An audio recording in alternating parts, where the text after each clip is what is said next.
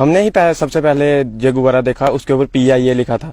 हम घर से आए थे लकड़ी वगैरह इकट्ठा करने के लिए, तो हमने PIA देखा, पाकिस्तान इंटरनेशनल एयरलाइंस, तो हड़बड़ाहट सी मच गई और थोड़ा डर सा लगने लगा। तो हम देख रहे हैं लगातार पाकिस्तान से हो रही नापाक हरकतें बढ़ती जा रही हैं। अभी थोड़े दिन पहले हमने देखा रामगढ़ में हथियार बरामद हुए। अभी हमारे गांव से सीमावर्ती गांव हमारा सुजाना बॉर्डर के बिल्कुल पास है, तो आज हमने जहां से गुब्बारा पकड़ा गया।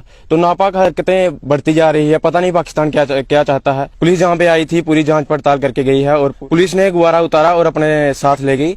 पाकिस्तान की ये नापाक हरकतें पहले भी करते आ रहा है और अभी भी कर ही रहा है। तो ये पहले बैलून अपने बॉर्डर के कई इलाकों में फेंक रहा है। पहले ये ग्रीन कलर में आते थे, अभी ये रेड कलर में आ रहे हैं और ये बार बार पाकिस्तान अपनी नापाक हरकतें करे जा रहा है और इसे हम कदाचित बर्दाश्त नहीं करेंगे और अपनी सरकार से यही गुजारिश करते हैं कि इस पर कड़ी से कड़ी कार्रवाई हो और पाकिस्तान दोबारा ये ऐसी नापाक हरकत ना करे।